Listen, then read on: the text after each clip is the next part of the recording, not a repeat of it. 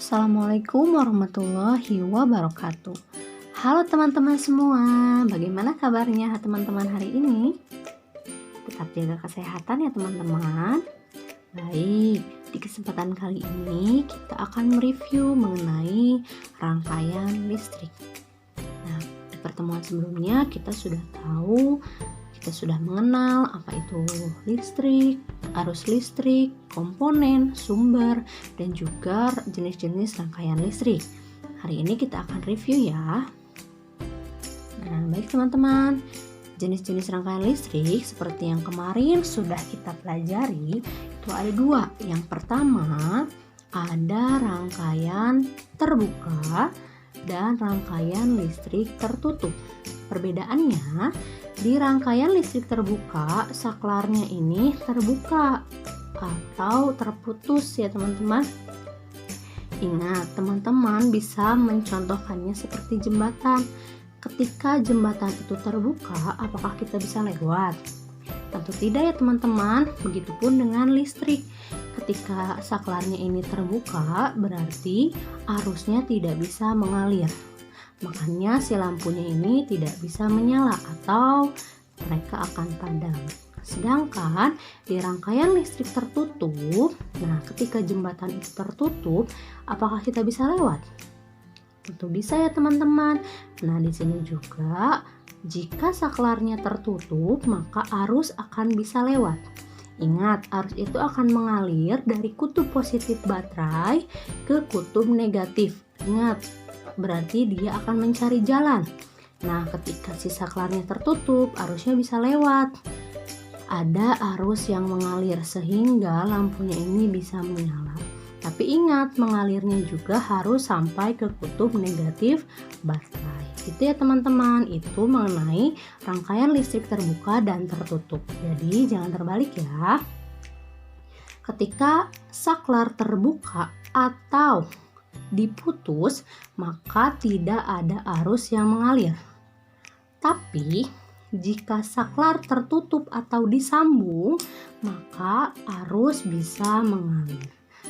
Mengerti ya teman-teman? Kita lanjutkan. Nah, rangkaian listrik itu terbagi menjadi 3. Ada rangkaian seri, kemudian rangkaian paralel, dan juga rangkaian campuran. Ini pun sudah kita pelajari. Kita review sedikit ya. Untuk rangkaian seri adalah rangkaian listrik yang dipasang berderet tanpa cabang. Jadi di sini lampunya itu dipasang berderet tanpa cabang. Kelebihannya, rangkaian seri akan membutuhkan sedikit komponen. Dengan begitu biayanya akan lebih sedikit atau lebih murah.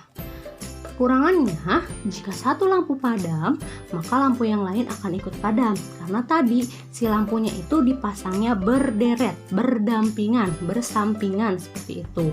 Dan karena dianya lampunya berderet dan hanya ada satu cabang, maka nyala lampunya akan lebih redup karena sumber listrik dari baterainya itu dibagi-bagi. Seperti itu teman-teman. Nah, kegunaannya biasanya rangkaian seri ini dipakai di lampu senter atau lampu hias yang biasanya ada di kamar teman-teman kayak gitu. Seperti apa ya rangkaian seri? Nah, ini ada contoh dari rangkaian seri. Yang pertama ini adalah rangkaian seri lampu. Jadi lampunya yang dipasang berderet.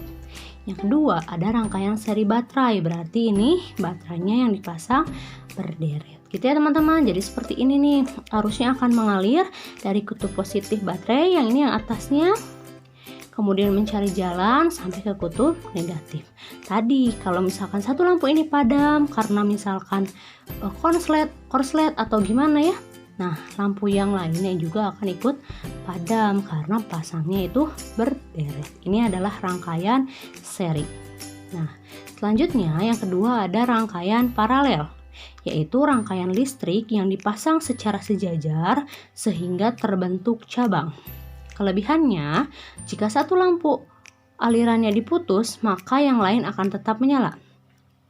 Nyala lampunya juga lebih terang karena banyak cabangnya. Kemudian kekurangannya, karena dia banyak cabang, memerlukan banyak komponen listrik, dan juga biayanya lebih besar atau lebih mahal. Nah, kegunaannya kalau di rangkaian paralel ini biasanya digunakan di rumah. Tapi kalau di rumah lebih ke campuran ya teman-teman. Nah, ini mah lebih dipakai di lampu lalu lintas kalau yang paralel. Seperti apa, Miss? Nah, seperti ini contohnya. Kalau yang pertama, ini rangkaian paralel lampu. Jadi lampunya dipasang secara sejajar.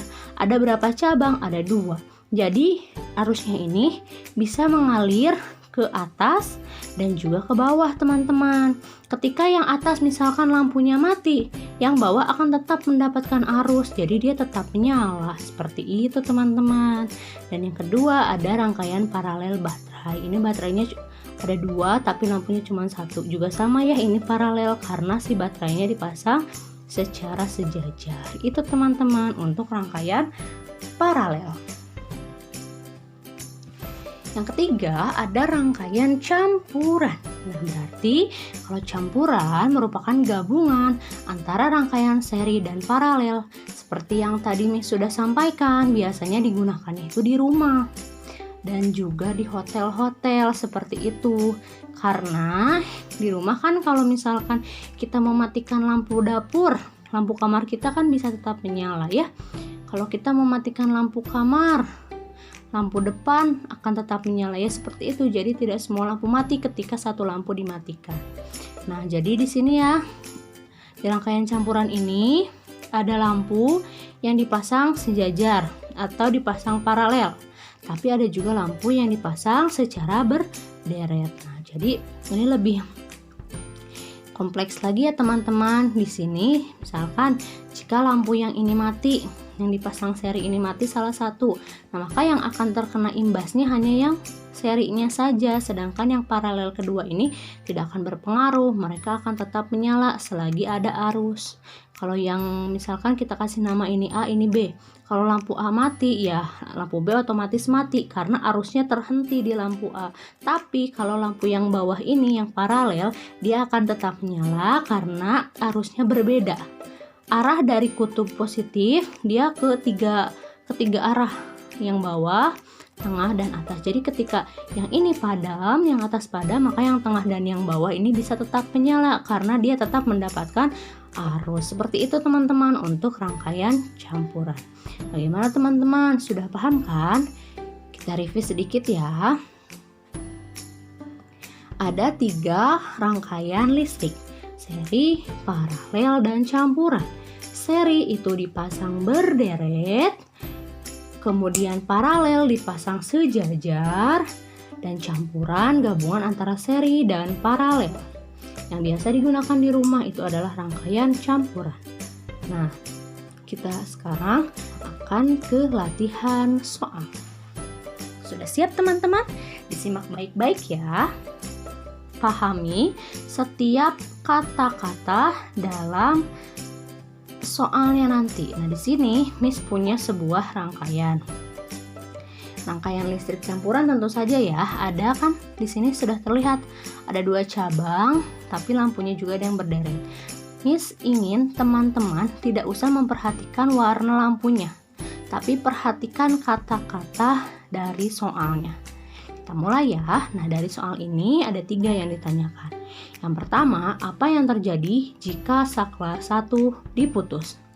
Yang kedua, apa yang terjadi jika saklar 2 diputus atau terbuka? Dan yang ketiga, apa yang terjadi jika kedua saklar disambung atau tertutup dan lampu 2 padam? Kita bahas satu persatu ya. Yang pertama, pertanyaannya tadi, apa yang terjadi jika saklar 1 atau S1 diputus atau terbuka? Nah, kita lihat. Kan ini berarti kutub positifnya di sebelah mana? Di atas ya teman-teman. Ingat, yang ada seperti ininya itu kutub positif. Berarti arusnya mengalir dari sini. Kemudian, saklar satunya terbuka atau diputus. Maka tidak akan ada arus lewat sini. Tapi S2-nya karena hanya S1 yang terbuka berarti S2-nya tertutup, akan ada arus. Sampai sini paham ya teman-teman? S1 tidak ada arus karena terbuka, S2 ada arus karena tertutup. Kemudian kita lihat arusnya bisa mengalir ke dua cabang. Yang pertama tetap lurus, yang kedua belok ke saklar 2. Satu-satu ya teman-teman. Nah, kita arusnya lurus dulu. Kemudian setelah itu akan sampai di lampu 4. Nah, lampu 4 otomatis bisa menyala. Tapi kalau arusnya sampai ke sini ya, ke ujung. Nah, 4 dilalui, 5 dilalui, kemudian terus, tapi ternyata S1-nya terbuka, maka tidak bisa lewat arusnya. Berarti L4 dan L5 akan padam. Kemudian kita coba ke cabang kedua. S2 ada arus, berarti bisa lewat ya teman-teman. L1 dilalui, L2 dilalui, L3 dilalui.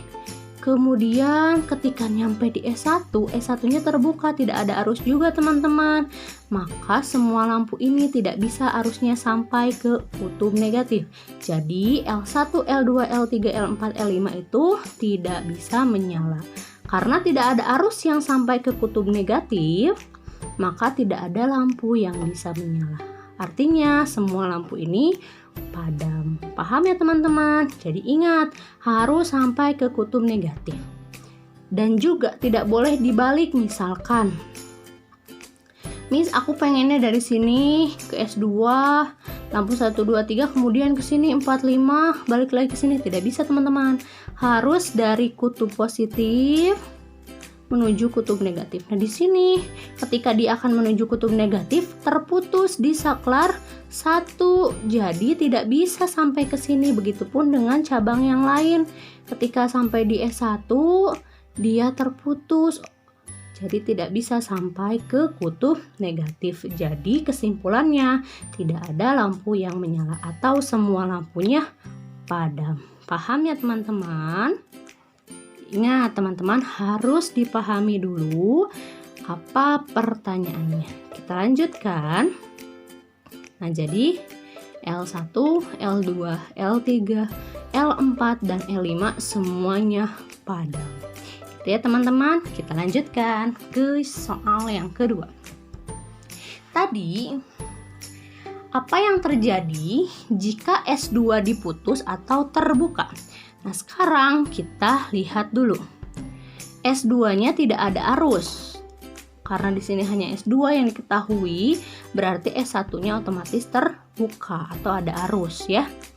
Nah, ingat teman-teman tidak usah memperhatikan warna lampunya ya. Perhatikan saja pernyataannya yang di sini. Oke, kita mulai. Karena ini saklarnya sama seperti tadi, ada dua cabang, berarti cabang yang lurus dan belok ke S2. Kita satu-satu ya.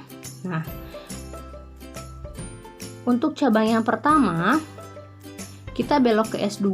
Nah, tapi ternyata S2-nya terbuka, maka tidak ada arus yang bisa mengalir. Coba, lampu 1 akan teraliri tidak? Tentu tidak ya teman-teman, karena kan dari sini juga sudah terputus. Berarti lampu 1, 2, dan 3 otomatis akan padam karena arusnya tidak bisa lewat, dia terputus di S2. Kemudian untuk cabang satu lagi, dari kutub positif kita jalan terus. Kemudian lampu 4 terlewati, lampu 5 terlewati. Nah, S1-nya tertutup ya teman-teman, atau bisa ada arus, berarti bisa jalan ke sini.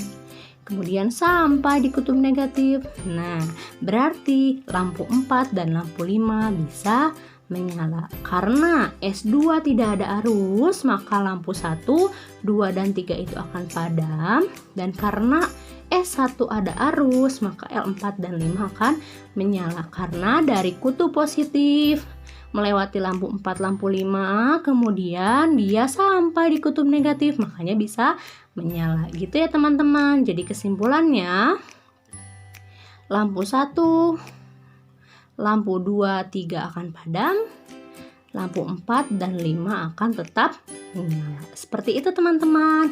Ternyata mudah sekali ya untuk melihat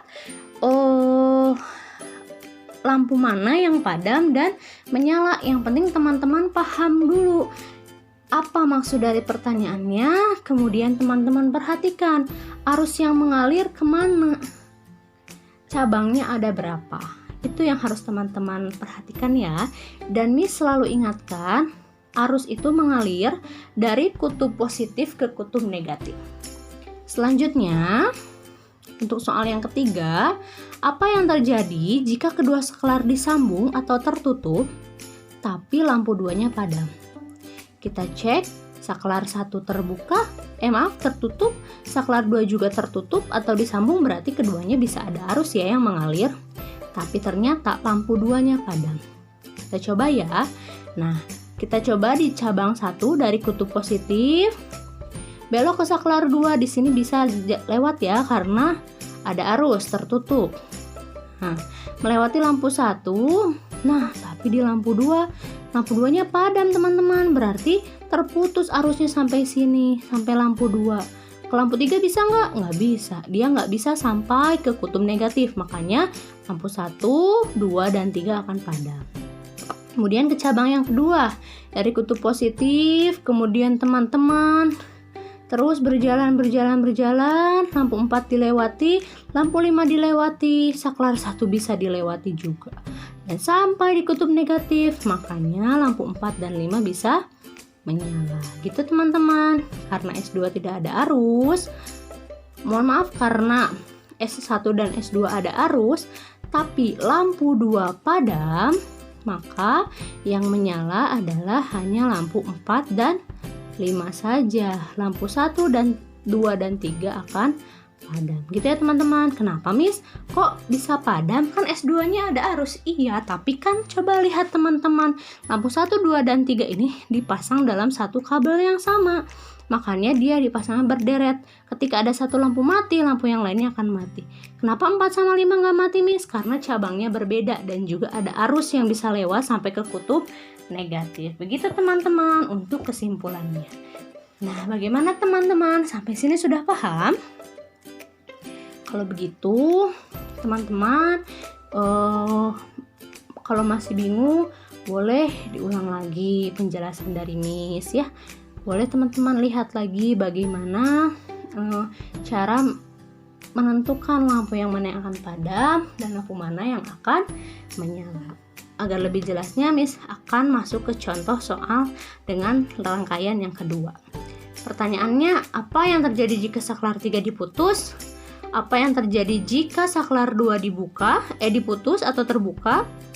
Dan apa yang terjadi jika ketiga saklar disambung dan lampu R padam? Langsung saja ya teman-teman. Yang pertama, apa yang terjadi jika saklar 3 terbuka? Berarti saklar 3 di sini tidak akan ada arus. Sedangkan S2 dan S1 ini ada arus, bisa lewat. Nah, kemudian di sini teman-teman lihat kutub positifnya yang mana. Berarti dia akan jalan dari sini ya startnya, dan ada 2 cabang. Kita mulai teman-teman. Nah, dari kutub positif dia akan jalan ke cabang yang bawah dulu. Nah, lampu R bisa terlewati, lampu S bisa terlewati, tapi ternyata terputus di saklar 3. Maka tidak bisa sampai ke kutub negatif. R dan S otomatis padam. Lalu kita akan jalan lagi ke cabang yang kedua. S2 ada arus, maka S2 tertutup maka ada arus, lampu P terlewati, lampu Q terlewati, kemudian dia bisa ke sini. Nah, S1 juga tertutup maka ada arus dan sampai di kutub negatif. Jadi yang akan menyala karena S3 tidak ada arus maka R dan S padam, dan karena S2 dan S1 ada arus maka P dan Q menyala. Nah, jadi yang padam itu R dan S, sedangkan P dan Q bisa menyala karena ada arus. Gitu ya teman-teman. Kita lanjutkan. Apa yang terjadi jika saklar 2 diputus atau terbuka? Nah, sekarang yang terbukanya adalah saklar 2, maka saklar 2 di sini tidak bisa ada arus. Kemudian S3 dan S1-nya tetap tertutup, berarti ada arus. Kita coba lagi ya, dari kutub positif, kita jalan ke cabang bawah dulu nih. R terlewati, oleh arus, S juga terlewati. Nah, di S3 ini tertutup, berarti arusnya juga bisa lewat. Kemudian dia akan turun ke sini mencari kutub negatif sampai di S1. S1-nya juga sama ya, dia terlewati, ada arus, kemudian sampai di kutub negatif, berarti R dan S bisa menyala karena sampai di kutub negatif. Satu lagi, dari kutub positif, teman-teman, kita naik maju ke cabang yang atas. S2-nya terbuka ternyata. Jadi tidak bisa ada arus yang mengalir, otomatis lampu P dan Q padam. Jadi kesimpulannya, karena S2 tidak ada arus, maka P dan Q padam. Karena S3 dan S1 ada arus, maka R dan S menyala. Seperti itu ya teman-teman. Wah, teman-teman sudah semakin hebat nih menentukan lampu yang mana yang padam dan lampu yang mana yang akan menyala. Oke, satu lagi ya, Miss kasih contoh. Nah, apa yang terjadi jika ketiga saklar disambung dan lampu R padam? Berarti di sini R-nya padam, kemudian ketiga saklarnya 1, 2, dan 3 tertutup atau arus bisa lewat. Kita coba ya, dari kutub positif kita jalan ke cabang bawah. Bisa nih terlewati, ternyata lampu R-nya mati, tidak ada arus yang bisa mengalir. Maka otomatis lampu S juga mati walaupun si S3-nya tertutup. Tapi dari R-nya sudah terputus arusnya, gitu ya teman-teman. Jadi S-nya otomatis padam. R dan S padam, kemudian kita ke cabang yang kedua, ke cabang yang atas. Nah, S2-nya tertutup nih, berarti dia bisa ada arus. Kemudian lampu P terlewati, lampu Q terlewati, dia sampai ke saklar 1. Saklar satunya juga tertutup, makanya arusnya bisa lewat dan sampai di kutub yang negatif. Jadi, karena lampu R tidak ada arus, maka S pun ikut padam. Dan karena S2 dan S1 ada arus, maka P dan Q menyala. Itu kesimpulannya untuk pertanyaan yang ketiga. Bagaimana teman-teman? Teman-teman sudah lebih paham ya mengenai rangkaian listrik dan campuran seri dan paralel. Gitu ya teman-teman. Itu adalah latihan soal supaya teman-teman lebih mudah dalam mengerjakannya. Sebetulnya kemarin kita sudah belajar, hanya hari ini review, berarti teman-teman harus lebih hebat lagi. Teman-teman ingat harus teliti dan juga harus kerjakan dengan cermat. Teman-teman harus tahu arusnya itu adanya kemana, mengalirnya yang mana yang menjadi kutub positif. Kemudian teman-teman harus lihat juga kalau saklar terbuka atau diputus berarti arusnya tidak bisa mengalir. Sedangkan kalau saklarnya itu tertutup atau disambung maka otomatis arusnya bisa mengalir. Itu saja teman-teman untuk pembahasan hari ini. Semoga bermanfaat. Jangan menyerah, teman-teman pasti bisa. Sampai bertemu lagi di pembahasan selanjutnya. Wassalamualaikum warahmatullahi wabarakatuh.